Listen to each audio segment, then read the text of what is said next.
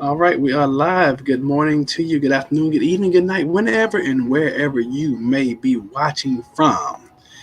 Today, we are going to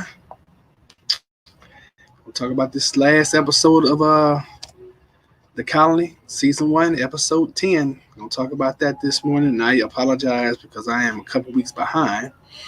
But you guys know that last week we had our live production, our stage production, and then this week my computer actually went down.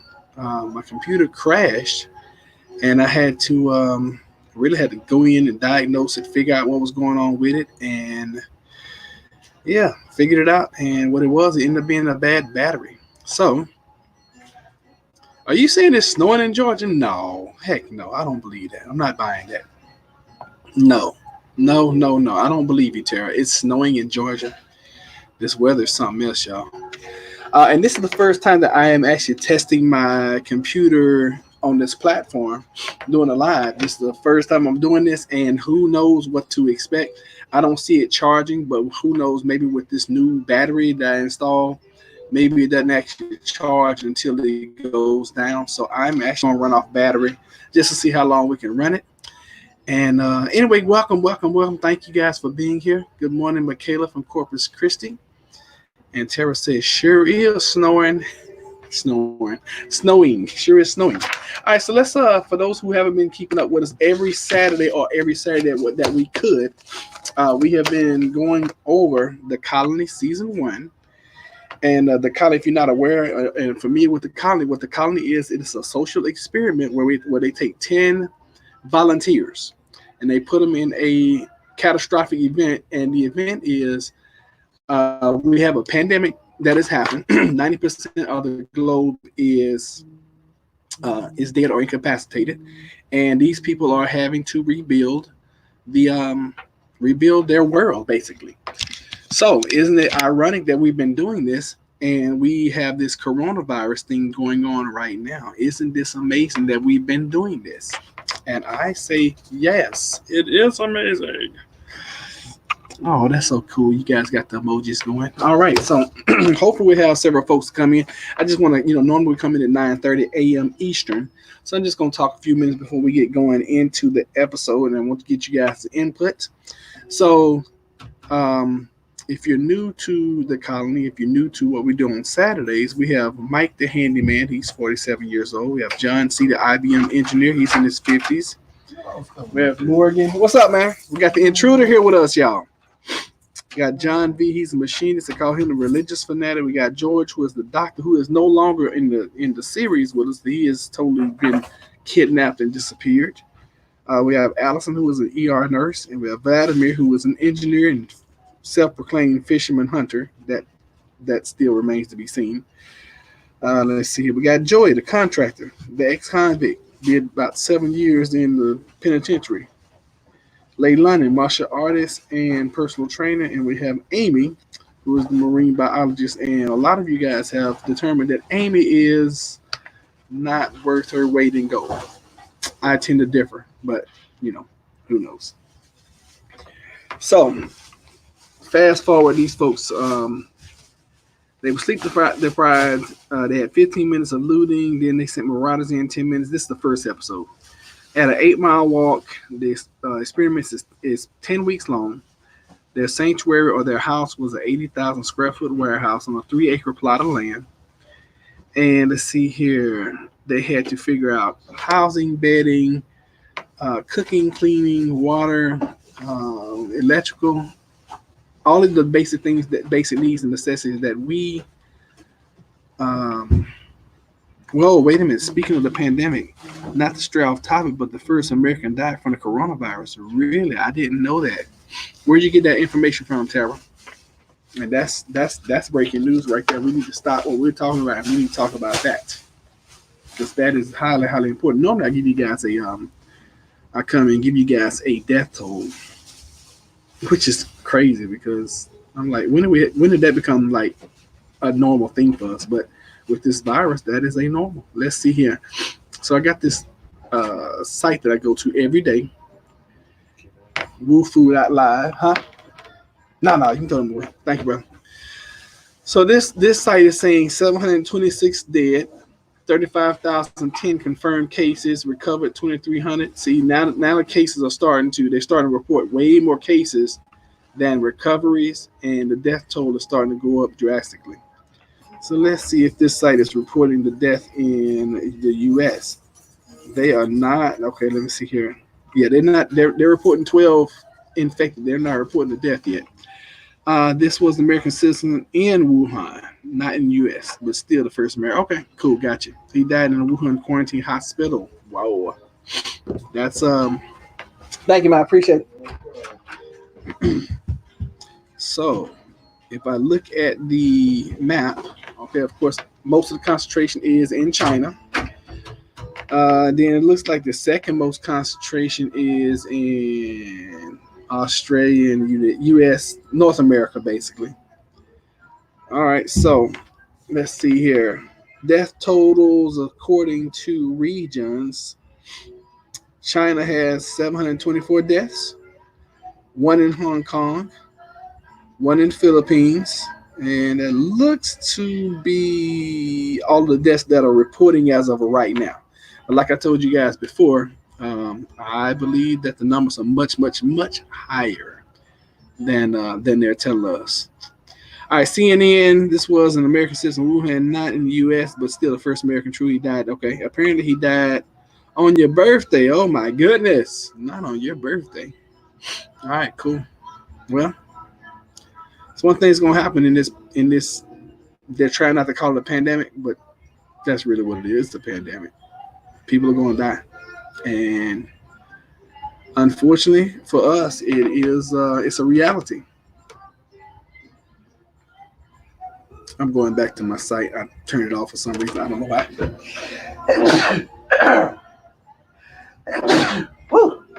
Excuse me, y'all. I didn't want to get you guys infected. I saw the video from a Chinese citizen living in the U.S. who said numbers are indeed much, much, much higher. Did they give a thank you, Michaela? Did they give you a tally of what they thought the numbers could be roughly? Did you guys get that? And how bad is the background noise today? You guys let me know. And I'm gonna plug this in and see if we can get this thing charging. And I can't seem to get it to charge. That's gonna be bad if I hook this thing up to the point where it can't charge. Then I'm gonna have to take it to the shop, which is there it is. It's charging now. Hey, look at there. Yay! It's working. He said, whoa. He said 1.5 million. And the crematory in Wuhan runs 24 hours a day and burns 1,200 bodies a day. That doesn't seem like that's a lot. 1,200? Seems like they should be able to burn more if they're doing 24 hours. But wait a minute. You mean tell me that you have intel, we call it that, intel, where someone who is on the ground is reporting 1.5 million. I've been telling you guys for like 2 weeks that the numbers are much, much higher. And I even said that I thought they were in the millions. But in China, 1 million people is like in your pocket $10. I mean, it's a billion people, in China. So 1.5 million infected is, I mean, I hate to say it this way, but that's just a drop in the bucket. That's really nothing compared to a billion. Okay, because a billion is a huge number. But if that is true, and there are 1.5 million confirmed cases out of a billion, it's like 1%, 1.1, about 2% of the population. And y'all could correct me if my math is wrong, but that seems like that's about 2%. In, let's see, 100 million would be 10%, right? So 1.5 million would be like 1.5%. So roughly 2% of the population are infected. The video is on Karina Jones' YouTube channel. Okay. Or is that Karina Jones? Okay. They even showed how the death rate reports exactly 2.1 every single day, which basically proves the numbers are just made up. Of course. But you got to understand, they can't report those kind of numbers because people will be in a mass panic. Now, we as preppers, we are, we're like, hey, we're prepping for anything, everything all the time. Got a little red zit or something. Y'all excuse me. So we're prepping for stuff all the time, but the average person is not. They don't live the lives that we live. So of course they can't. They can't report these numbers. They cannot. Not right now. They got to let it run its course for a while, and then a year from now they can say, "Oh yeah, it's 1 million people infected." At that point in time, it's old news. I mean, you guys notice when you turn on the news, they're not even reporting the virus. The virus is like story number 7. By the way, I watched some of the Democratic debate last night. Anyway, we're not gonna talk politics. All right, let's get back on topic. The Colony season 1, episode 10. Let's start off by talking about how Mike got injured. Okay, Mike was injured apparently on the trike that he built with the help of the other colonists. And my question was, why was he riding around in the workshop on the trike? Was he just having fun? Was he testing something? Why was he riding around on it? Um, I didn't understand that. That brought about more questions than answers for me. Um, the different strains of flu, novel virus, compounded infections, death increase. Okay. Um, so why do you guys think Mike was riding around on this trike inside the warehouse? Because I didn't understand it. I'm like, why were you doing that in the first place? That just wasn't wise. To me, it wasn't wise. Yeah, it wasn't wise at all. So he ended up getting injured, banged his head, probably had a mild concussion, definitely had a gash. And he said that the thing that was hurting him, bothering him the most, he crushed his toe. Mike's a show off. He is, he is. So okay, so we got showing off. But I mean, I guess if you've been there 9, 10 weeks and you really haven't had any kind of entertainment or whatever, I mean, that's probably some good entertainment just to ride around on the trike and do tricks, do donuts or whatever. So I mean, I can kind of understand it, but from a safety perspective, probably wasn't the wisest thing to do.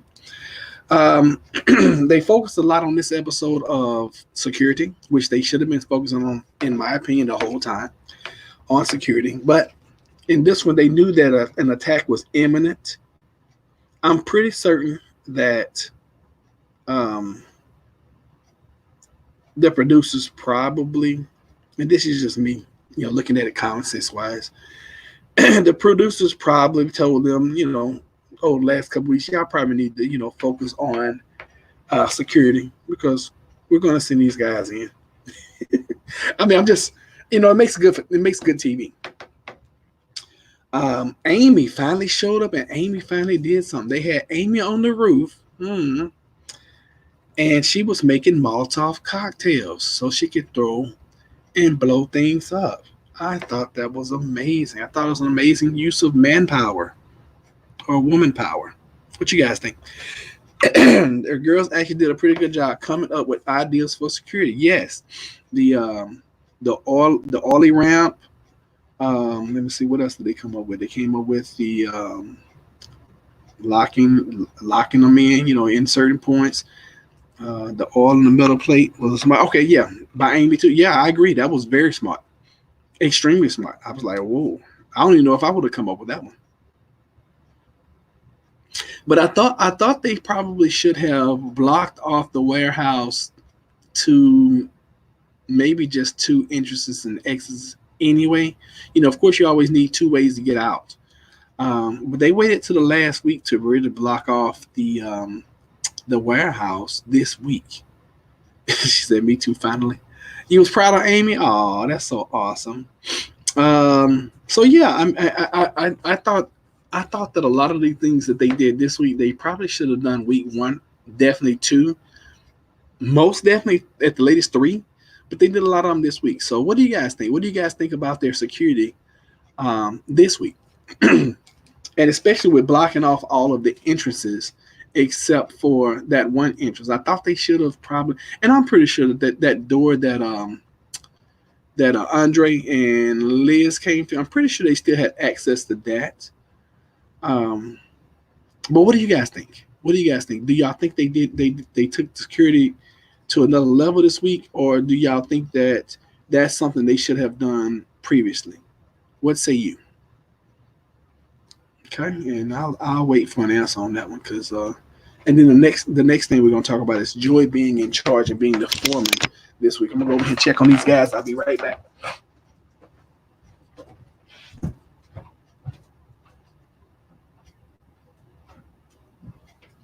Quiet. I went and checked on. Didn't have my spectacles.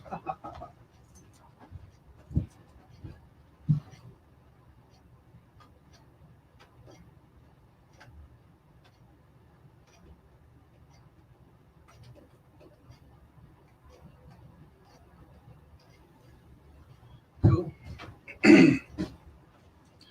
So let's see what you got. Catch up on chat. Me too. Final day. Should have been doing it all along. I thought so too, Terrell. I thought so too. I really thought they should have been doing that the whole time. Security, in my opinion, was probably next to water and air. Probably the next most important because I always like to look at the survival situation as what can kill you fastest. Okay, if you have shelter, all right. If you have air quality, okay. Let's go through the threes.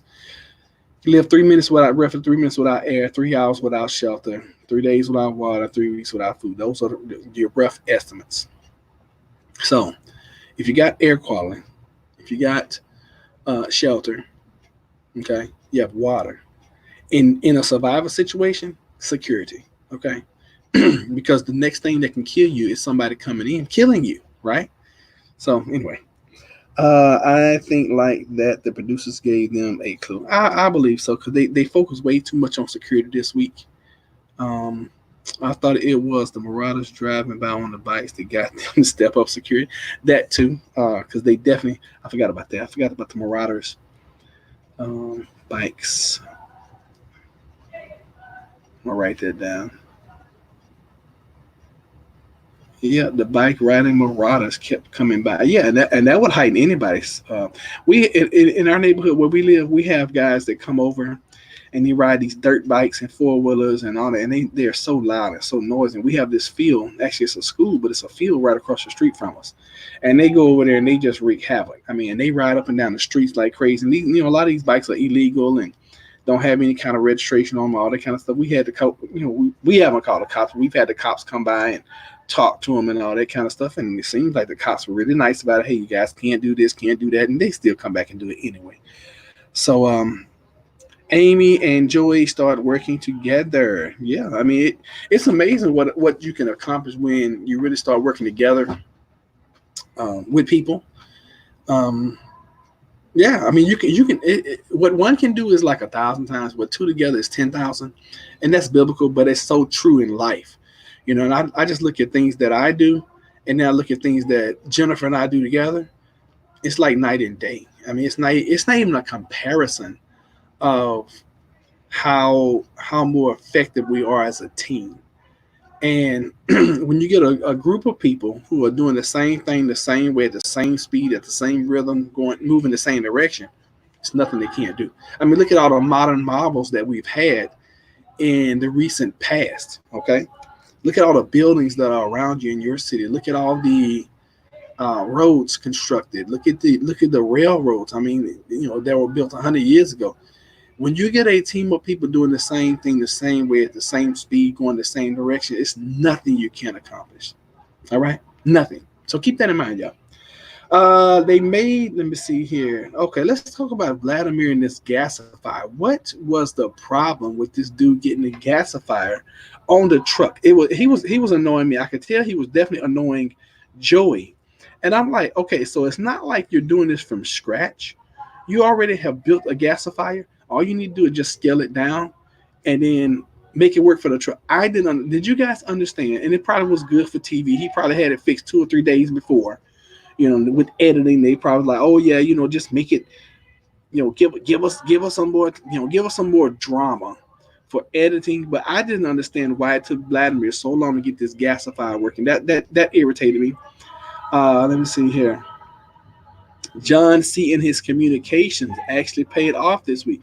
So he had been sending out this communication every day. Hey, we're calling it. We need some help. Blah blah blah blah blah. And finally, this week, 4 weeks later, after them getting communication up and working, they finally get a message back. So, what does that tell you? That tells you that in a situation, communications are important. Okay, not as important as security, but definitely important because they needed to find a new destination, right?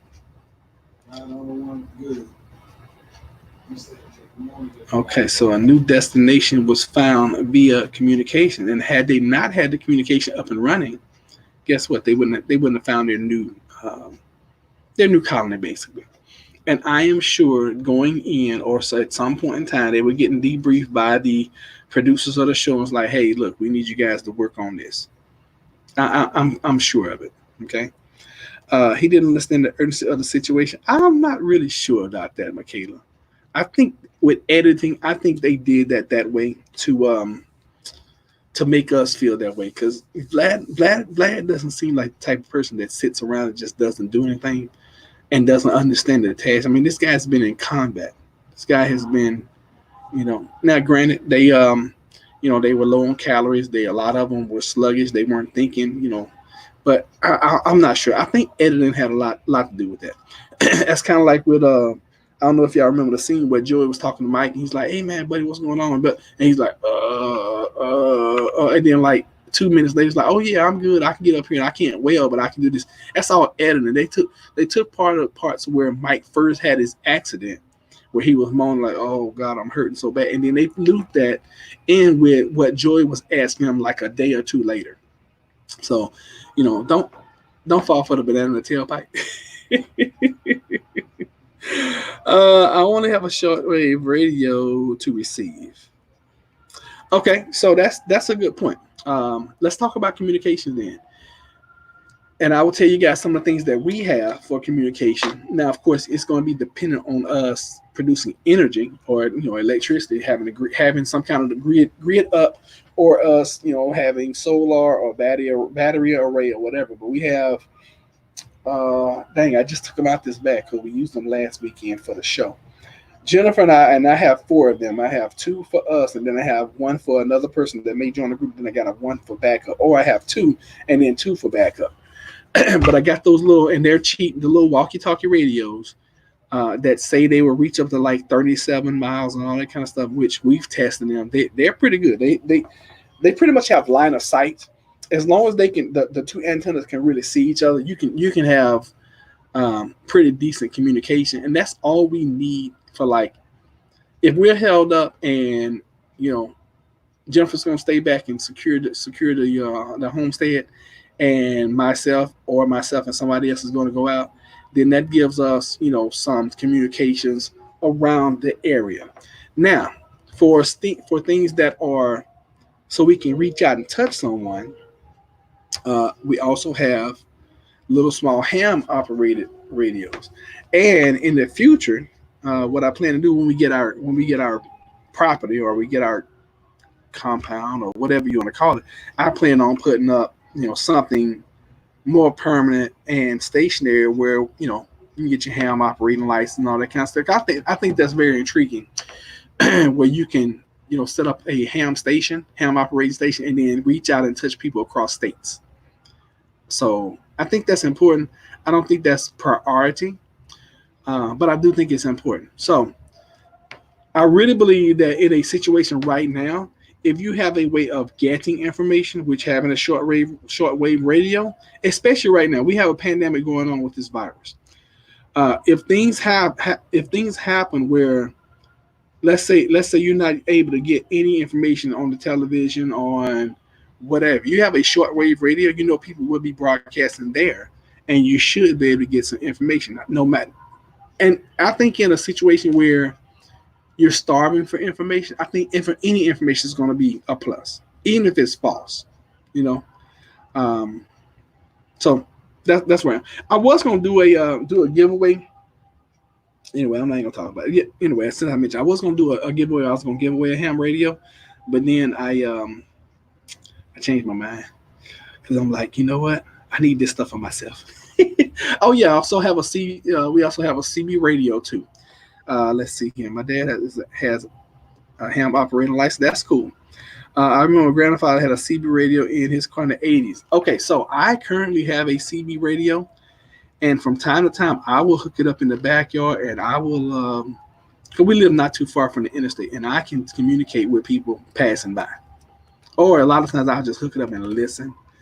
And those are skills that are not too bad to have, especially now. And CB radios are not that expensive. As a matter of fact, let me look up a CB radio for you guys right now, and let's just see. Let's see if we can find one or two that are really, really inexpensive. Now, of course, they can get it. They can get expensive if you. All right, let's see here. CB radio. I don't want a CB radio handheld one. Okay, so these are all ham radios that are coming up. I want. Okay, so I'm going to my source where I order a lot of stuff that is like cheap, which is Wish. Okay, I wish I had a Life in Pieces. Hey family, sorry I'm late. It's all good. Life in Pieces, or is that Life in Pisces? Oh, here's one. Okay, so what is this? It says it's a mobile radio. It looks more like a ham radio though. Wow, that's pretty neat. It's kind of expensive though. I think I only paid like $50 for my CB radio. All right, y'all, hold on. We got a visit. Good morning. Hey. Just saying good morning. Oh, okay. Well, I appreciate it. How you doing today? I'm good. How You got somebody with you? No. Oh, okay. she with her mom. Oh, is she? Okay. Didn't have to work, so I said, okay, she can stay here and see. I know that's right. All right. All right, folks just come by to see me. All right, let me see here. I didn't see Kev H come in. Oh, is that who that is? Life in Pieces? That's you, Kev H? Oh, man. Okay, cool. I didn't know who that was. All right, so I'm trying to find I don't see any on Wish. So let's go to Amazon. Let's look. Because I think having a CB radio would be good to have. But like I said, it's not right now. I don't think it should. Well, I mean, depend on where you are with your preps. Because I definitely have one. Okay. I could have a better. Oh Lord, this CB is $549. Okay, so here's one right here, a little cheap one. It's a 40 channel. So see, this is something I recognize right here. CB radio, compact design, public address, and it is a Uniden. Okay, and you can get it on Amazon. Look at there, bam, $33. Now with a CB radio, you're going to need an antenna. All right. Just took some videos of the snow here. Cool, post them so we can. Ooh and ah, because I'm in Virginia. We haven't had any snow yet. That's crazy. Jennifer and I were just talking about how my pear tree is already blooming. I mean, it's full of blooms, and I'm hoping that we don't have a freeze that comes in and kills my crop. All right, so here's a Cobra, which is one of the better ones that you can buy. This one's $119, and here's another for $139. Okay, here's a Cobra for $49. Now I don't know if I have a Cobra or not. But I recognize that brand, and that's one of the better radios that you can get. They've been around a really long time, okay? And if you have Prime, you can order today and get one tomorrow. But you're still going to need an antenna. And remember this, you're going to need an antenna. Antennas come in all shapes and sizes and all kind of, lengths, which is important when you're talking about CB because it's still line of sight. Here's another little radio too. I recommend you guys getting something like this, a little wind up, something like that. I'm not saying get this type right here or this brand, but something like this. Get you some kind of radio. And remember, 1 is none, 2 is 1. So whenever you're buying things, try to get muffler. And this is cheap. This is like $17.99. Okay, let me show you what it looks like. All right, and it actually comes with let me see here, has a light on it. You can charge your telephone with it. You wind up, you can charge your telephone. It has AM, FM, and NOAA. I don't even know what that is. NOAA supported. And it has solar. Wow, that's neat. So you just sit out in the sun and it'll charge. All right, so here's an example of it charging your phone. And we see here, light radio band, solar panel speaker. Okay. A portable must-have emergency kit. Not bad. I may order this. I got 2 or 3 of these already. Now I usually buy one every year. I see them at Lowe's. I'm like, oh, that's pretty neat. You pick one up. So anyway, for communication, that's indoor or outdoor antenna. It's really up to you. Depends on where you're going to use it. If you have, I have an antenna that I can hook up to the car. So if I want to go outside, because see, I'm a little different. I'll take my little battery outside. I'll hook my inverter to it, or with my battery, I have one. I have 2 of those like jump start batteries, and you can actually plug your CB radio right into that, get power, and hook your antenna up. I sit on my back deck and listen to it sometimes and do all that good stuff. All right, so Tara's telling us what this is. Okay, it will charge by solar, wind up a USB, and has an AM, FM, NOAA, which is a weather radio and an emergency SOS alarm that is loud, loud, loud. Cool. I have one of those. I also hand the one with the solar charger, but the solar panels fall off. Oh my god! My sister got me this cool little solar charging panel for Christmas. It is neat. I'm gonna show you guys that one day. Let me see. NOA is usually announced like Noah. Okay, from the Bible. All right. Well, thank you, Tara. You're always so helpful with my pronunciation, and I appreciate that. So I think we have covered communications enough and how important they are. Okay. So yeah, let's move on. All right, so we talked about the Marauders. We talked about communication. We talked. Okay, so that was the them receiving the communication. That was a Morgan build. I always want to give ladies their props. Okay, because we always focus on what the men have done or what the men do.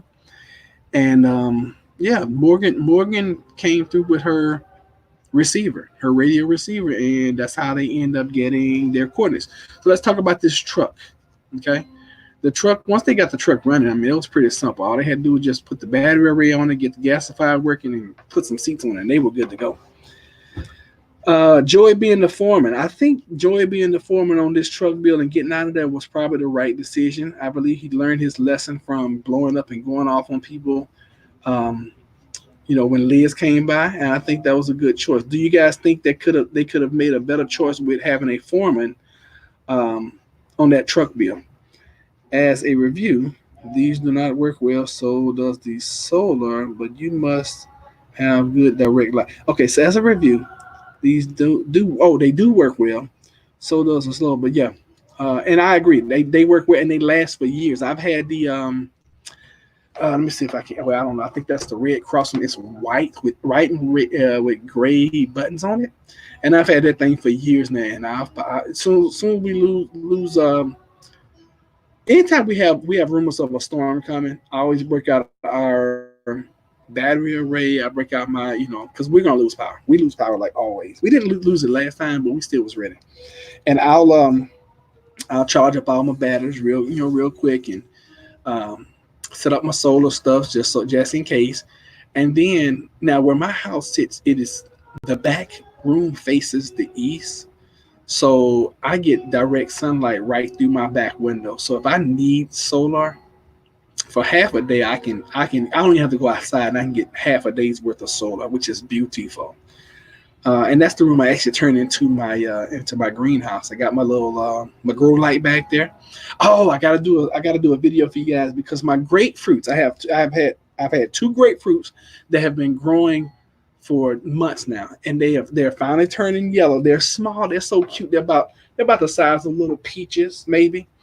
But we're gonna have grapefruit soon. I don't know when they're gonna be mature, but we do have them. So out of all of my citrus trees, we end up getting like 3 limes off, and then these are first year trees too, for us, and they're not that big. But these 2 grapefruits have been holding on for the longest. Now I lost all my limes. My limes ended up falling off. We did take 2 limes off. They were so small, but they were limes, and we did use them. I lost all my lemons, which is cool. I think I overwatered my lemon tree. And but it's all a learning process. So I tell you guys now, learn now while life is good, so that if and when life gets bad, you already know. You know, and I firmly believe in trees. Y'all, for those that's been following me for a while, you know we have 22 fruit trees in our backyard. That's not to count the 6 or 7 avocado trees that are in the house, and the grapefruit, the lemon, and the lime trees are in the house. Okay, so we have 22, and I was looking at fruit trees just the other day to purchase some more. Now, most of my trees are not in the ground. Most of my trees are in pots. All right, but guess what? You can still produce fruit even while they're in pots. Every year, my peach tree, my best tree is my peach tree, and it is in a container. So keep that in mind, guys. Let me see. The women really stepped up in this episode. I was impressed. Even Allison had good ideas for security. I love Amy's all metal panel by. Speaking of Allison, did you guys notice how she was actually really taking care of Mike in this episode? Mine stays right off my bedside table all the time. I want to get a few more later. Are you talking about your radios, Tara? I also have a solar charging light that's supposed to be attached to a wall outdoors, but it was $14 and it's way smaller than it looked online. Okay, cool. You know, I'm really hoping that they come up with like a solar powered camera system. I'm really hoping they come up with something like that. I think that would be cool. Solar panel, um, Bluetooth capable. I think that'll be cool. Anyway, so let's see here. And I even wrote that down. Allison caring for Mike. Okay, she really stepped up. You know, in the medical department this week. I mean, everything finally came together for these folks this week. Let me see here. Yes, the flashlight ray. Okay, cool. Yeah. Right now, I am dehydrating a cabbage I grew this year. I wish I had some fruit trees. Oh, Michaela, I'm gonna tell you the best way to buy fruit trees. Right now, fruit trees are out. You can get fruit trees everywhere. You can get them at Walmart. You can get them at Lowe's. Home Depot has fruit trees right this minute. The best way, what I have found out, if you want a specific type of fruit tree, like I don't have any plum tree, I have one plum tree, so I want some more plum trees. So I may go and buy me a couple of plum trees while they know they still have them. Now, the longer it goes, fruit trees don't last long. And as soon as the weather gets nice, people are gonna buy up all the fruit trees. The only thing that's gonna be left in the fruit department is gonna be apples and pears. So if you have, especially, I mean, I love peaches, so I have like 7 peach trees. Okay, and they're so easy. I mean, with a tree, all you gotta do is dig a hole and put it in the ground. It's gonna and just water it for like the first 14 days, and it's gonna take off. It's gonna flourish. Unless you live like by the city dump or something. I don't know. I've never had a tree to die on me, except my banana tree. I think my banana tree has died, but we'll know the springtime because right now it's just looking terrible. It's looking dead. But these trees surprise me all the time. A tree can look dead, and then you can just take a knife at the bottom of it and you can cut into it. If that sucker's still green on the inside, you're good. No, I did have one tree to die on me, and that was a nectarine tree, I think. And I was surprised that it died because did I plant that tree or not? I can't remember how, but it ended up being my fault because I think I planted it. I don't think I watered it for like a few days or a couple of weeks or whatever. And I was like, oh shoot, I forgot about this tree by the time I got there. But the good thing about Lowe's, if you buy any kind of vegetation from Lowe's, if you keep your receipt in the pot that you bought it in, you can take it back to Lowe's and they will refund you. Craziest thing I've ever seen. Crazy, and that's with any kind of vegetation you buy from Lowe's. Now, I don't know about Home Depot. I definitely don't know about Walmart, but at Lowe's, I've seen people take dead plants back. I spit all over y'all. I'm sorry. I've seen them take dead plants back and get their money back. I've seen it. Okay. I have to get a Polaroid Instant camera. Why? Why is that important? Tell us why that's important. Okay. Well, like solar powered gun that doesn't use bullets, it would be like electricity bullets. That would be pretty dope. I agree. That would be pretty darn cool. Let me see here. I made some homemade sauerkraut last month. It's so good. I have cabbage seedlings started for this year. 10 apple and 18 green so far. They've all sprouted. Oh, good for you. That's awesome. Going to get trees tomorrow. What kind of trees you going to get? Cabbage. I can't wait until I have somewhere to plant trees. I'm going to have tons of fruit and nut trees. All right, so Tara, while you living in that apartment, get you a tree now and put it in a container. All right. And I know you've seen the videos where I put trees in container. I know you've done that. Bananas do grow here, do they? Okay. Banana trees always look dead in the winter in non-tropical areas. It will probably be fine. I hope so. I used to have a country. Oh, I love pecans. Golly, I can just eat those things for just breakfast, lunch, and dinner by themselves, raw. I don't even need it. I can just go outside, crack the nut, and open it up and eat them. That's what we did as kids, because growing up in Texas, you got pecan trees everywhere. So, okay, let's get back on target. All right, so we talked about Allison caring for Mike, talking about Joy being the foreman. Okay, so let's talk about how do you guys feel about? Now I'm gonna go ahead and close this door. How do you guys feel about Joy leaving the group?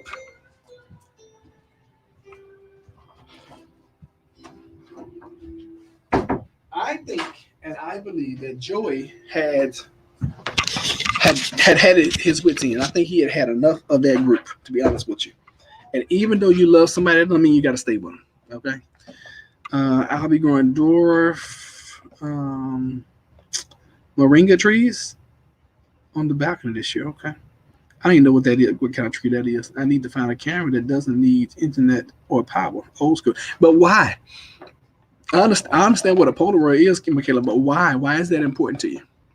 And they sell them at Lowe's. They were like $119. Last time I saw them, they were like $80.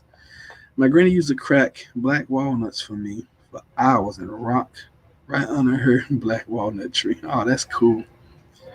Nothing like spending time with the older people in your clan and your family and learning from them and sitting around and talking to them because they tell you your family history. And I love history because history shows you how not to repeat it. Okay.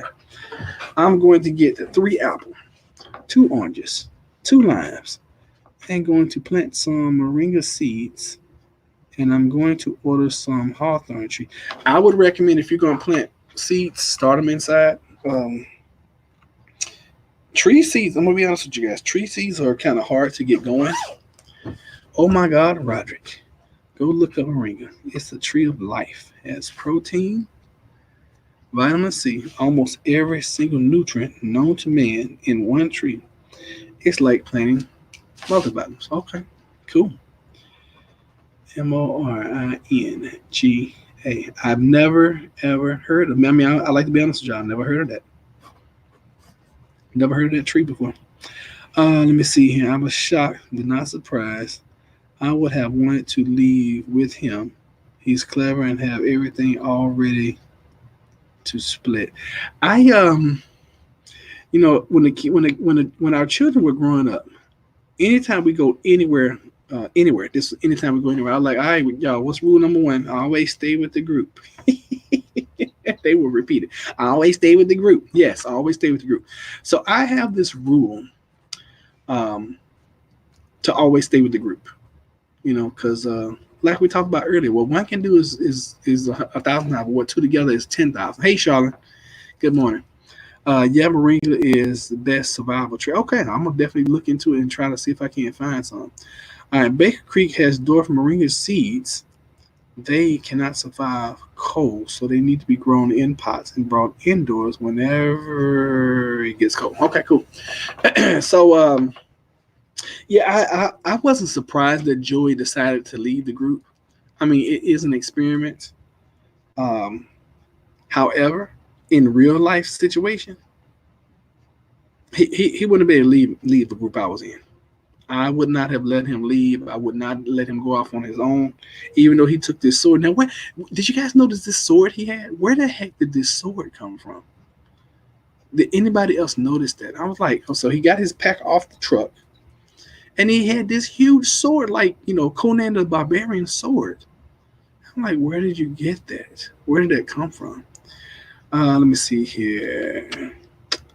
You can take off all the branches and just leave the main trunk when you bring them in for the winter. Really? Okay, that's cool. I didn't know that. I did an experiment. I have learned, this is so amazing. I have learned how to, I don't think it's called grafting. Anyway, I have learned how to grow trees from other trees by taking the branches. And over the winter, I have two small little apple trees that I am started growing from cuttings. That's what it's called. It's called growing from cuttings. So I've started growing a couple trees from cuttings, and I left them. They were inside at first, and then I took them outside. So they have been outside for some harsh weather. And do you know, I looked the other day; those little cuttings are growing. I was like, oh my god, this is amazing. So can you imagine if you have enough property and enough time? Okay, because you know trees take a long time to grow. Um, that you could take. See, like what my vision of my property is, I want to have 100 of each tree. That's why I need a huge property, so I can grow 100 of each tree. So if you can figure that part out there, you can buy you five, six, seven trees, and then every year when you get ready to cut them back, because you guys do understand that when you prune your trees, they grow faster, okay, and produce more fruit. So when you prune them back, you can take those cuttings and then start other trees, okay, in pots, and then next year you can plant those smaller trees. Can you imagine how many trees you would have? I mean, oh my goodness. Anyway, just thought I'd share that with you guys. Okay. So Joy left the group. We're talking about everything except for episode 10. All right, so Joy decided he was going to stay in the city and be a survivor in the city and rebuild his city. That's a direct quote, his city. So Allison said, these are some of the outtakes from the episode. Allison said, survival is an attitude. And then one of the I can't remember the black lady's name, but she was one of the experts. I think she was a psychologist. She said, through struggle, you learn things about yourself that you would never have learned without the struggle. I thought that was a powerful message in itself. Because a lot of times our struggles make who we are. Okay. Amy said that she didn't feel like she had to prove it to anybody else that she could survive in that. She had to prove it to herself, which I thought was admirable. Mike said this was the toughest thing he has ever gone through. Mike, that's even tougher than his divorce. All right, and then the other expert, the white guy who was bald head, he said few people have what it takes to survive in this day and time, and I thought that was remarkable because I think he's right. And I think most people, if anything happens, I think most people are not going to survive because they're going to do stupid stuff. I just believe people would do stupid things, and I think that even though we prep, I think it's going to be. I think a lot of preppers will not survive because of doing stupid stuff, like giving away a lot of your preps, like helping people you probably shouldn't help. And these are things that you have to think about now. If something happens, who are we going to help? Are we going to help everybody that knocks on the door? Are we going to turn people away who don't have kids? Are we going to turn people away who are not injured? If they look like they can fend for themselves, are we going to turn them away? If it's a woman and she's by herself, are we going to help her? There's so many things that you have to think about now. Okay. So what we're going to do this week, guys and ladies, we're going to watch American Blackout. Okay. And I want us to watch that 2 weeks in a row. And I want us to come in next Saturday. And I want us to talk about American Blackout. And then I want us to come in the following Saturday and talk about American Blackout again. Now, a lot of us have seen it. I have seen it countless times. I'm going to watch it again this week. And then I'm going to watch it again next week. Because I think that if nothing else, that movie, spookomentary, or whatever you want to call it, is going to teach you don't have enough water. If nothing else, it's going to teach you don't have enough water. No matter how much water you have, you don't have enough. I have photographing more as a way to leave some kind of legacy for my grandchildren. I always like the relative privacy of Polaroids. You have originals in your hand already printed. I like that. I just wanted to know why that was important to you. I like that thinking. I like that theory. Very good. And you're right. Most pictures now are digital. Matter of fact, probably 99% of pictures now are digital. And if anything happens digitally, you don't have your pictures anymore. And because a picture's worth 1,000 words, I think that's great. Great idea. I know you can get. Let me see what they run on Amazon. I'm sure you can find them on Amazon. It's probably cheaper too. POL instant camera. Let's see here. Let's see. You can get. Looks like you can get one. Now I don't know if this is the kind that you're looking for. It's called a Polaroid Snap Instant Digital Camera, white in color with Zinc Zero ink printing technology for $70. Hey, Sammy. What's up, Robert? All right. How's Courtney doing? She's doing better, but she's got these hives that keep coming back. Oh, yeah? I don't know. Oh, you're on. Yeah, that's fine. Yeah, no problem. But yeah, we still have to figure out why she's getting the reaction. Really? Okay. Well, keep taking care of them. Okay, so this is probably more what you're looking for. This looks more like the original one right here. The Polaroid original one step, 2VF white is $87. Okay. But this one right here that I looked at first, this one like it prints photos as well. Okay, this little Snap Instant Digital, but it's a digital camera. I don't know if you want that or not. I didn't know Fuji has one. Fuji Instant Mini Instant Camera. Okay. Okay, so here's another Polaroid one step, two viewfinder, one type camera, 9008 white bundle with color I type, $109. Okay. I need to start giving you guys my Amazon link too. I'm giving away money always. Oh, also listen. Let me get good Lord. You guys have been chatting. I didn't even catch up with chats here. All right, so I am kind of bleeding hard when it comes to helping people. I have to limit what I give now because I can easily fall short in what I need. You better learn that quick. That's why I'm glad I can draw. If I ever have to, I can draw my kids often, so I always have some kind of record of what they look like each year. That's cool. I'm a bleeding heart too, Michaela. Me too, Michaela. I have been trying to prepare myself to say no sometimes if SHTF because I have my own kids to worry about. True.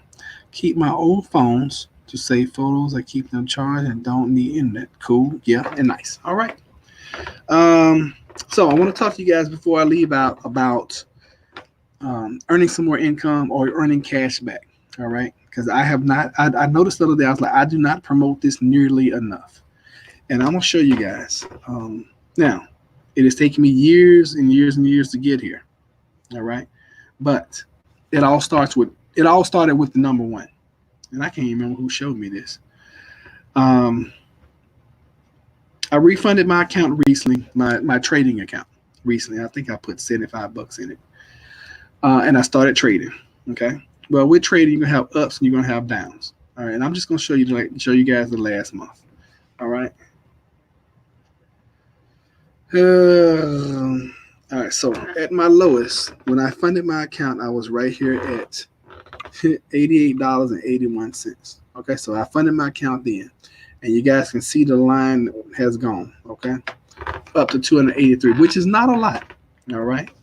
But if you can figure out a way where you can trade stocks and you can keep doubling your money every month, hey, you can do some things. So in it already posted, there is a link. There's my link for my investment company.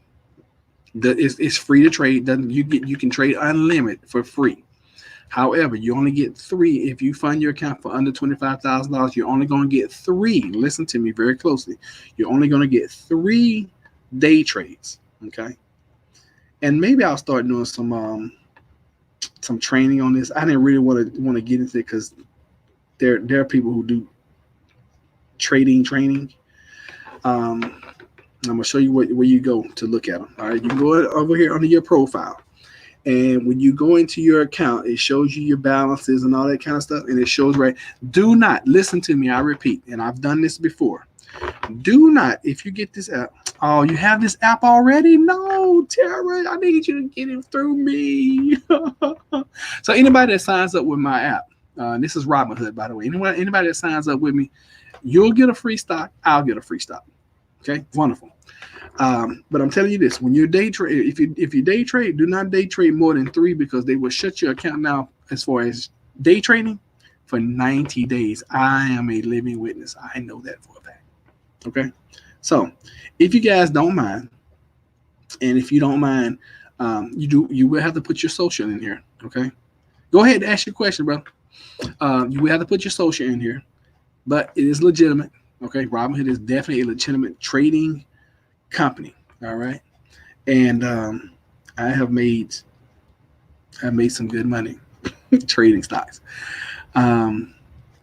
And there are so many techniques that you can use. You can buy and hold. You can buy and hold for a day. That's called swing trading. I'm more of a swing trader. I'll see a trend. I'll buy it, keep it a day or two, boom, sell it, make a profit, get out.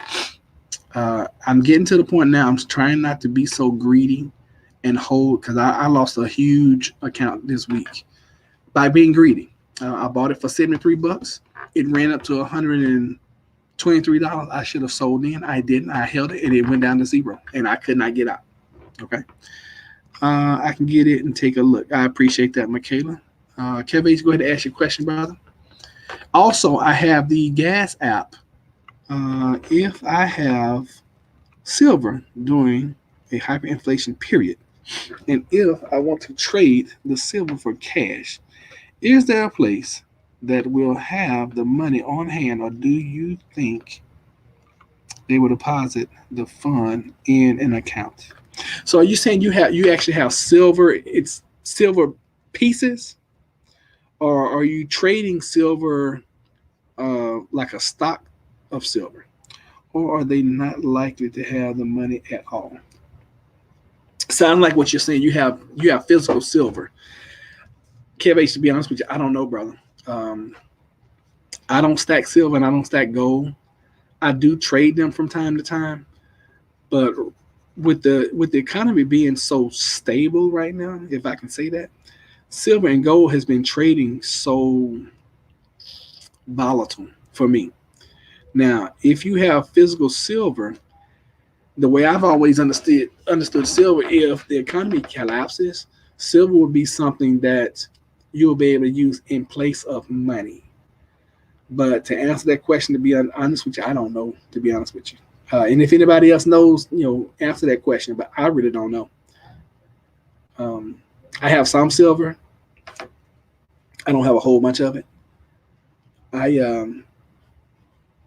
run my life like this, guys. I run my life where I try to set Jennifer and I up to the point where we're okay if the collapse happens, and we're okay if the collapse doesn't happen. And I lean more toward, I'm probably like 60-40 now, collapse not happening. Okay. Maybe 70-30. I mean, we prep, and we prep often, and we prep a lot, but our hope is always everything's going to be fine. Everything's going to be okay. There's always that 30%, 20 to 30% in the back of my mind where, okay, I need to do this, need to do that, blase, so that if anything happens, we don't have to rush out and try to get things. I think it's great stacking silver. I think it's great stacking gold. However, my thing is like this, and I've done a video on currency in the past. Well, I've done several videos on currency. I believe that when the collapse happens, I don't think it's going to be like one day everything is fine, the next day everything was just SHTF. I don't think it's going to happen like that. I think it's going to be I think you're going to have maybe a week, definitely 3 to 4 days where you're going to be able to trade currency as far as money. Okay.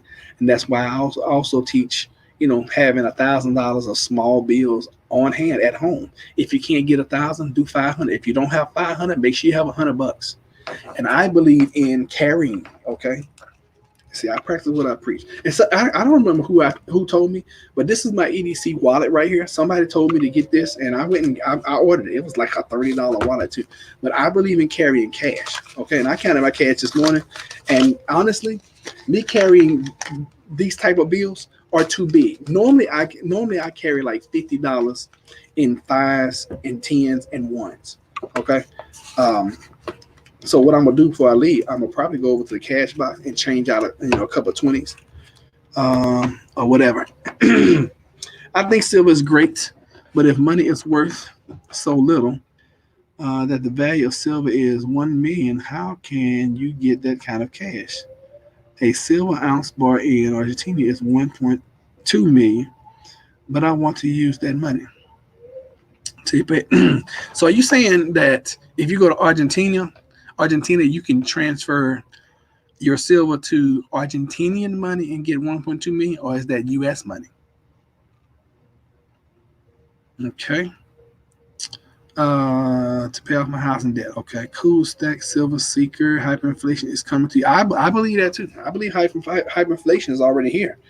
And if you look at it, money doesn't buy anywhere close to what it used to, even just 2 or 3 years ago. However, that is still the standard of way we operate daily. Okay. I also believe that cash is king.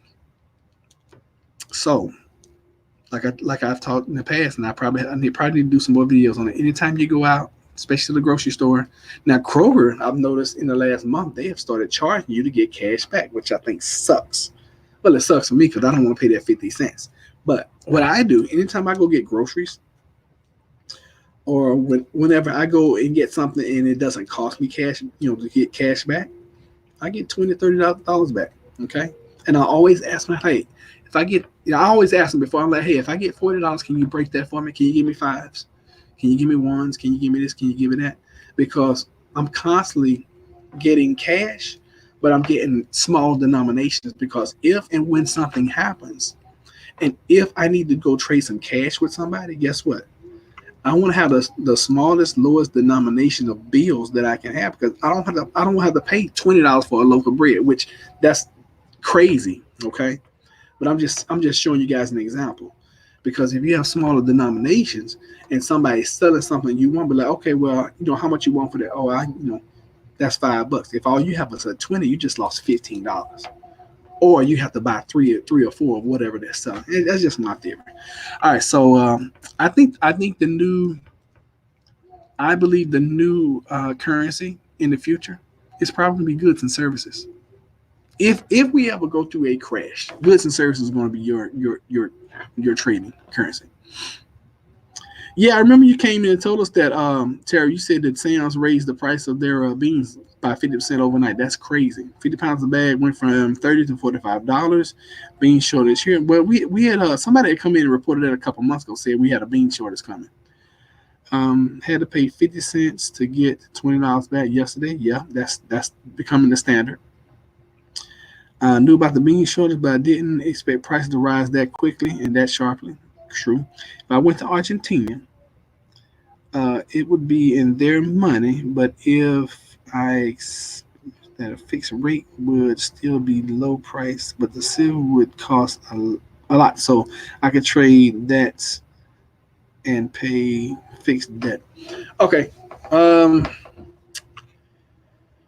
I will tell you, I do have some foreign currency that it's an investment I'm in. It's very volatile at best. Just with you're in a realm that I'm not really familiar in order to give advice about KevH, and I apologize, but that's just, you probably know more about silver and gold than I do. And if you can go to Argentina and get 1.2 million of their currency, yeah, then you got to see what the conversion rate is. So what does 1.2 million in Argentinian money look like in US? So let me just look it up real quick, see if I can't do a conversion. Because I'd be willing to bet, I mean, this is just good old Texas horse sense coming out now. I'd be willing to bet that whatever you can trade in Argentina and then trade back to US dollars, probably gonna be the same thing that you can trade US dollars from the start. I'm just saying. I mean, I might be wrong. Let me see here. Argentina.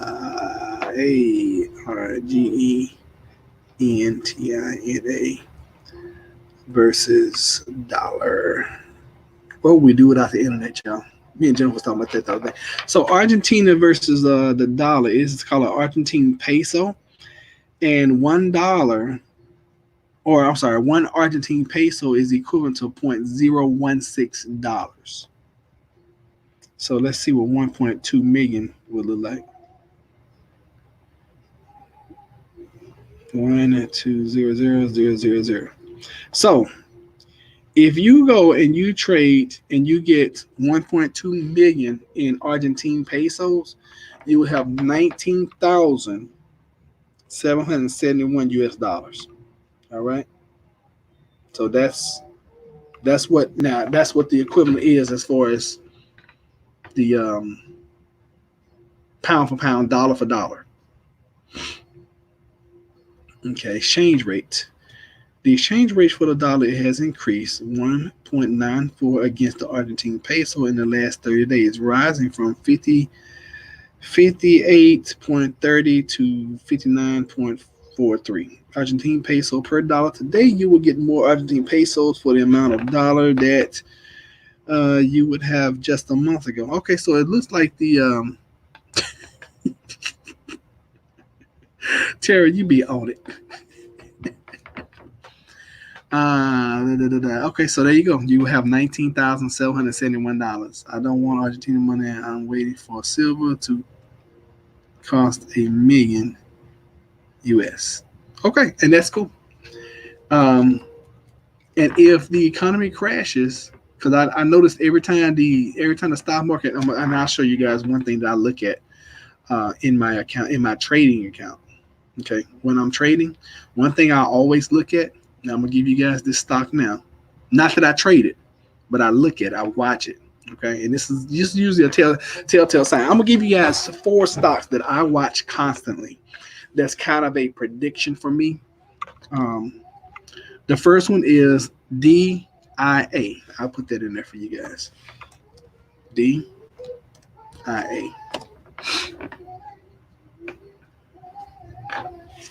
Okay, so DIA is the Dow Jones Industrial. All right, and that is like the oldest, most solid companies in the United States, and that's what they trade under. JP Morgan has been buying up silver, trying to corner the market. Another one is SPY. Okay, this is the SPY, and what the SPY is, it's the S&P 500. I watch the Qs. Okay, that is the like more of the tech stocks like Amazon, Netflix, those kind of stocks. But the one that I watch when the economy starts crashing is AG. All right, AG, and this is a silver stock actually. Where is it? Okay, here it is. So, and you'll notice anytime the economy or anytime the stock market starts to tank or go down, what happens with silver? Silver starts going up. When the economy starts coming back, silver starts going down. So that's a silver stock that I watch. Now, me personally, what I trade all the time, y'all ain't gonna believe this. I trade this company right here all the time. Okay, Ford. I have just learned Ford's kind of up and downs, and like I told you guys the other day, I trade rumors. Okay, so I traded, and right now it is oh God, what is it called? It's a season. It's a season when they put out all their reports. So I found this little stock the other day, and somebody had joined my trading portfolio, and I got a free Zynga stock. So I started trading Zynga today because they had earnings. They had their earnings report. I think it was Wednesday. So I read up on it. I was like, dang, look like they're gonna have some good earnings. So I jumped in real quick and bought. Let me see what I buy it at. And I trade options, y'all. I don't trade stocks. I trade options. So I bought 3 contracts at $21, which was $7 a piece. Okay. and a day later, I was able to trade it for $60. Okay. Um, so I find things that are kind of trendy. If I want to just throw a few dollars at it, but I mean, a blind man could see that breakout happening. I mean, 'cause they had good earnings report. They had good solid news right before they did earnings. So I jumped in. They did their earnings calls and I just watched it. I watched that sucker just go. Look, it went just like that. It was down here at $6 roughly, six.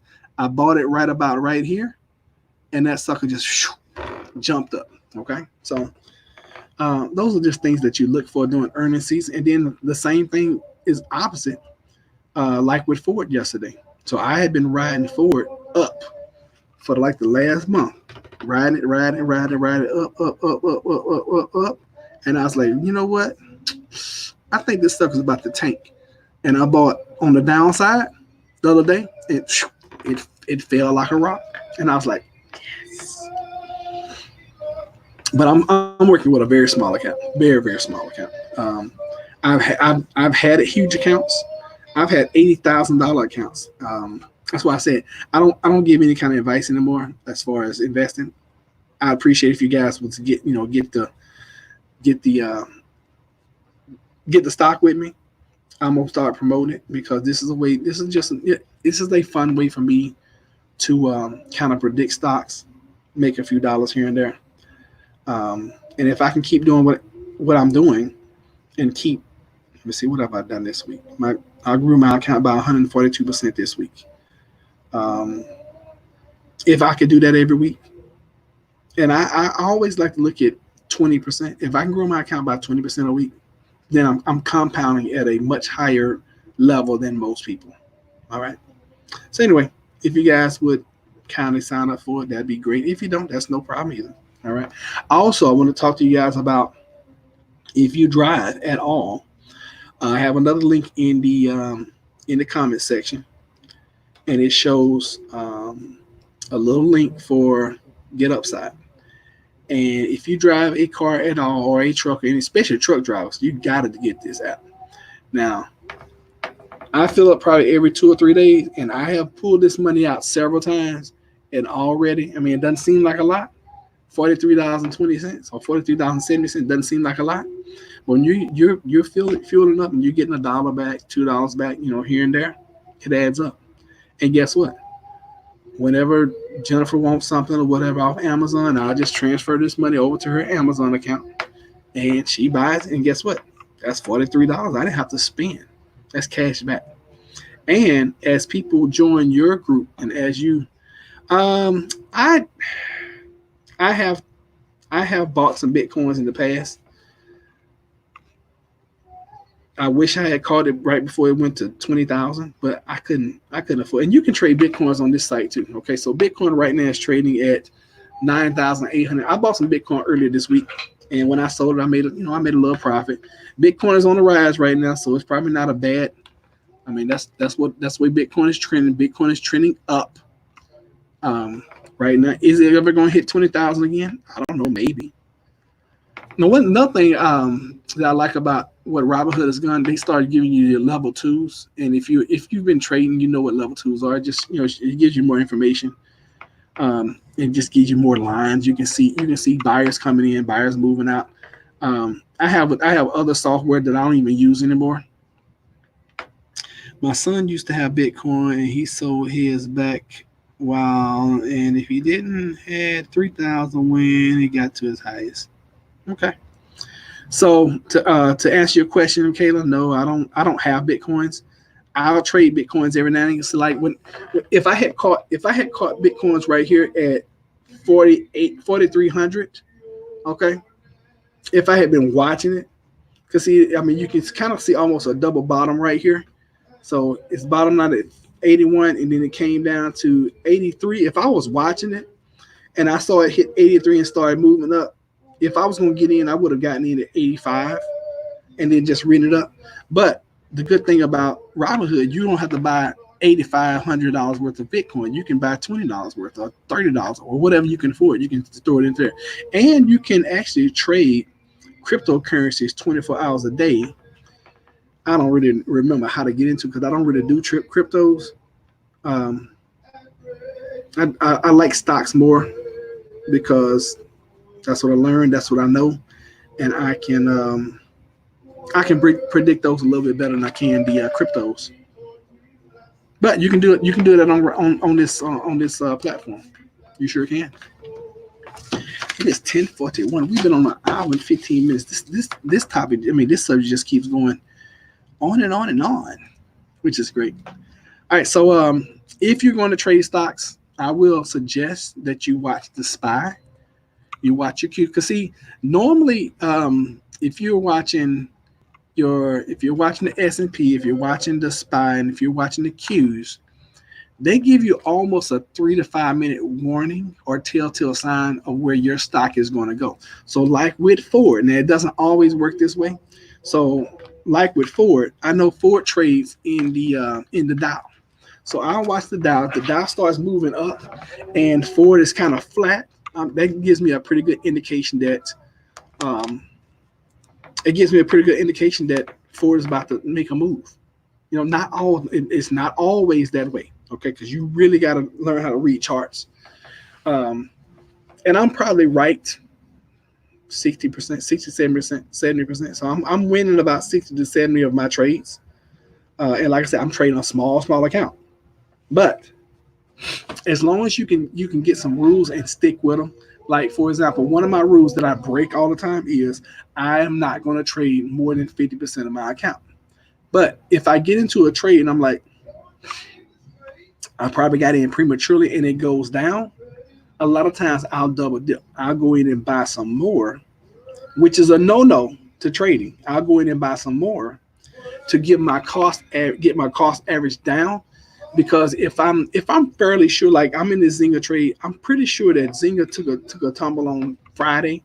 I'm believing and thinking that Zynga's going to roll up on Monday because the whole market was down Friday, which is great. Because that gives more opportunity for me to find things to buy. All right. So, like I had been riding Ford down for a week. Well, it should pop on Monday. And if it doesn't, then I'm wrong. Hey, I just lose this $135 I got invested. I won't lose all of it. I'll lose some of it. But, you live to fight another day. In trading, you always have to live and fight another. You can't let your account go down to zero because then you got to start back over, right? So you just live in the fight another day. And I've had $10,000 days in the stock market. Let me see. What did I buy? I caught Netflix right before it made a huge pop. I don't know. I was just like, oh, I like this setup. And let me see when this was. This was back January 26, 2018. One of the greatest days of my life because I just watched that money. That money was like $1,200. 1,800, and this was in a matter of seconds. 1,200, 1,800, 3,000, 3,200, 4,000, 4,200, 4,300, 4,800, 5,000. And I was on the phone with my best friend. I'm like, bro, this thing is rolling like crazy. And I'm telling him, we're getting excited together because you can win it fast, you can lose it fast too. I just had the right setup. That's all. Had the right setup, and when I sold my shares, when I sold my options, and I was brand new in options, I didn't really know what I was doing. I just saw the setup. I was like, oh, I like this setup, and I bought, and I went in heavy. I think I invested like $1,200-$1,500, and that $1,200-$1,500 turned into $14,000 real quick. And if you don't believe me, see that huge spike right there? Okay, I went from that's not telling the true story because I was really at like $1,200-$1,300. And then it had this spike right here in one day. Y'all see that? 14,000. Yeah, I was like, oh my God, this is amazing. But I had the momentum leading up to it because my best friend and I got started trading stocks together. And I'll be like, man, if I could ever get to the point where I'm making $100 a day, man, that would be great. Well, a lot of days now I trade and I get $100 a day on my little small account now. Back then, that was a huge thing, like $100. And then I was like, man, because I would have like $100 a day, then I would have like a $300 a day, a $500 a day. I was like, man, I can't wait till I get $1,000 a day. And he'd be saying, man, just watch yourself, be careful. He's such a conservative trader, it's ridiculous. But he's all right with it. He's good with that. I'm not. I'm like, hey, we either gonna win or we're gonna lose. That's the bottom line. So I was like, man, and then I got to the point where I wanted to prove a point to him. I was like, you know what? I'm gonna have $1,000 day. He's like, man, whatever you gonna be doing. So like 3 or 4 days later, boom, popped $1,000 day, and kept it. I said, wait a minute. If I can do 100, all I need to do is do 10 times what I did to do 100 to make 1,000. If I can make 1,000, all I need to do is do 10,000, 10 times what I did to make 10,000. And I just kept using that. I want to say theology. That's not the mindset. I just kept using that mindset, and I would get to the point. Shit, I really miss those months I made 20. I know you do. I'm going to try to get my income up to $100 a day with books again. A lot of risks to me than stocks. Oh, a lot less risky. Yeah, I can believe that. Sure, yeah. Books is long term money. That's good money. So all I did, I just kept times 10. Now, like right now, I'm gonna tell you guys, I'm in a position right now. I have 24 contracts of Zynga, and I have 10 contracts of Ford. If we have a really good day on Monday, okay, mean I'm thinking the market's gonna pop. It's gonna break out again, because that's been the trend. 2 or 3 days of breakout, 1 day of down, and then boom, it breaks out again. And what's killing me is I don't understand, and I keep telling you guys this: the market is just constantly making new highs, which is fine by me. Hey, I made 90,000 by signing my name for 1 hour, and that's what I'm talking about right there, Kev H. That's what I'm talking about. That's the level we're all trying to aspire to. And if you don't mind telling us, what kind of contract did you do to get 90,000? I really like to know that. So back to these stocks. If Zynga pops and if Ford pops on Monday, you're talking about. I mean, this could easily turn into $1,000 day. And all it's going to take is, let me see where my break even is on Zynga. I'm thinking Zynga is going to go run up to $7. It's got to test $7 eventually.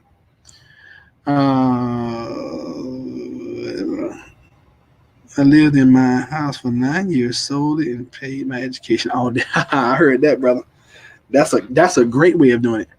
I really want to write prepper fiction, but I'm afraid it won't make as much money as the spicy romance I used to write. So do spicy romance again, Tara. Listen, I'm a firm believer. If you're good at something, do that until the wheels fall off. If you were making a 6-figure income with spicy romance, do spicy romance. That is a niche that people are looking for, that people need, and then take your money from that and then prep. Do that. So let me see. What is it going to take for me to make $1,000 on this trade? I got 24. So 24, and even if it runs up, so what that technically means is once I get to my break even, all right, and I'm giving you guys a lot of information, and I know it's kind of crazy. Romance novel sales, yes, they do. Write the romance in a survival situation. That's a good one, Kev. All right, so in order for me to make $1,000 on money, what is it going to have to do? First of all, this stock is going to have to run up from where it is, which is sitting at $6.64 right now, $6.64. So my break even is $7. God, I'm in such a good position. I haven't been in this good a position since I made that money with that Netflix stock. All right, so let's see where my break even is. Break even is at 706. 706. So that's roughly like 40 cents, 42 cents. So this thing runs up to 42 cents. Now, first of all, you're going to be making money the whole time while it's running up. Then once it gets to 706, which is my break even, I got 24 contracts. So what that means, for every penny over 706, for every penny over 706, I make $24. $24. It's crazy, right? So in order for me to make $1,000 on that stock, if it runs up, let me see here, 1,000, 24. How many times the 24 goes into 1,000? 24. That's roughly 25. So that will be 3. So really, all I need is about 30 cents past break even. Is that the right math? Because see, once you get past break even, it does this crazy combination of some kind of compounding, which I still don't understand it, but I like it. So if it runs up 30 cents, that's 30 times. Let me do some math here. 30 times 24. I don't think that's gonna do it though. 30 times 24, $720. So yeah, if it runs up 30 to 40 cents on Monday, well, actually we'll need to run up about 60 to 80, which is possible. If it runs up 60 to 80 cents, yeah, I made $1,000 on Monday just on that one trade. So that's how you can do it. That's how you make it. But you need a lot of outside influences. Would I let it run that far? No. I wouldn't even let it run that far because what I would do is take a partial. And what I like to do when I'm trading, so these cost me $6 a piece. So 6 times 24, $144 roughly. So what I would do is I would run up to the point where it paid for itself. And I have all this worked out Monday before we even start trading. I'll take $144 out, probably $244, just so I can know I make some money, and then I'll let the rest run. If it's running, oh yeah, I'll take some out, let the rest run, because you always got to have your principle. In trading, you always got to keep your principle, and that's one thing I have violated several times. Keep your principle, and never, ever, ever, ever look back and be like, oh, I wish I had done this. No, take your money. Because trust me, these billionaires are gonna take theirs, and as soon as they pull out theirs, guess what? You're gonna lose yours. So in trading, take your money, get your money, even if it's just a little bit. Get your money. All right, and that's in anything, y'all. Get your money. All right. Now Ford, I need Ford to run up. I got 10 contracts with them. I'm already in the money on one. So 5 of them I'm in the money already. So anything it runs up, it's going to start compounding. I need the other one run up to 856. So, and that's possible. Not likely it's possible for Ford on Monday. Definitely Tuesday, Wednesday, it can get over that. And then boom, I'm now making double and triple and quadruple. So next week is setting up to be a wonderful day in the stock market, or a wonderful week in the stock market for me. And I bought a lot of these out for 2 weeks. So I was smart about it. So even if it doesn't happen next week, I'm set up for the following week. You know, I talked a lot about stocks. I love it. I love talking about it. It's a lot of theory. You got any questions, y'all, that I may not be able to answer? Tara, look what I wore just for you. You ready? I wore this just for Tara. She'll recognize what it is. If nobody else does. All right, I'm going to check one last time, make sure.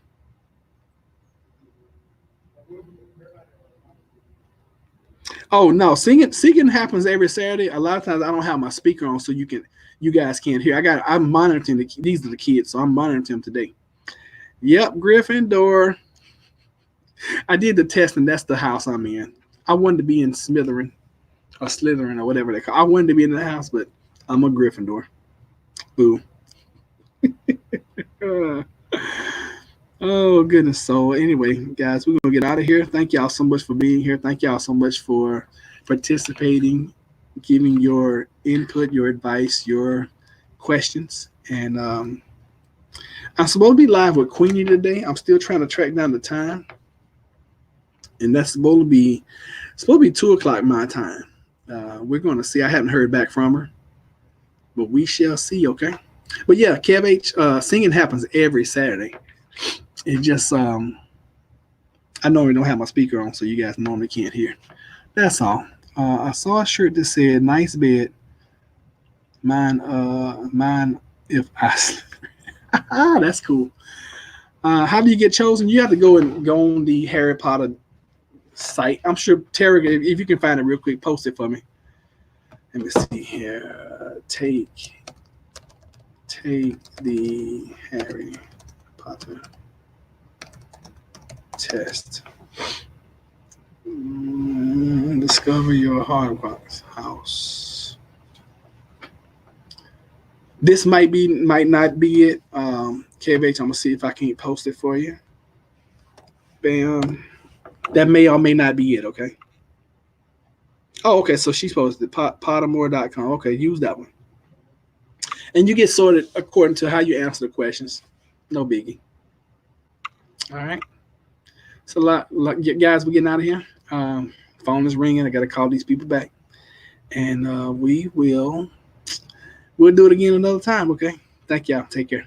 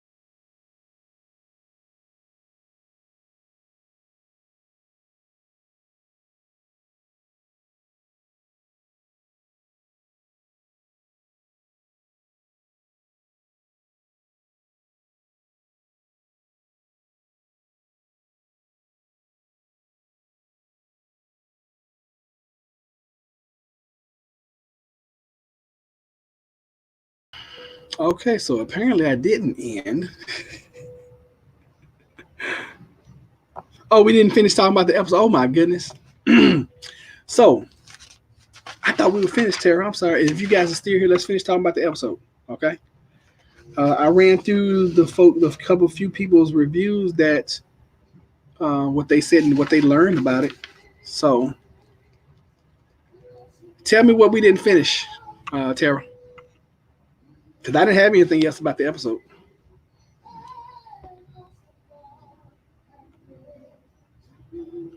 So I'm gonna go check on them real quick. Turn the speaker down, maybe, and come right back.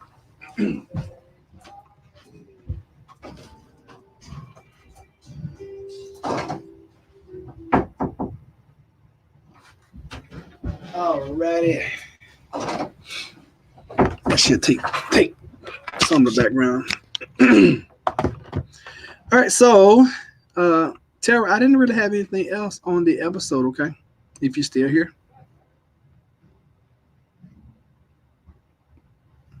So anyways. You time to go? No, I forgot you was over there. I was turning the speaker down because it was just loud. It got loud. Oh, okay. Yeah, I forgot you was over there, Sam. I'm sorry. Shoot. Oh gosh, that's funny. I forgot that man was over there. All right, looks like it's nobody else here. So we're gonna go ahead and end. I'm gonna try to end it right this time. Yes, end.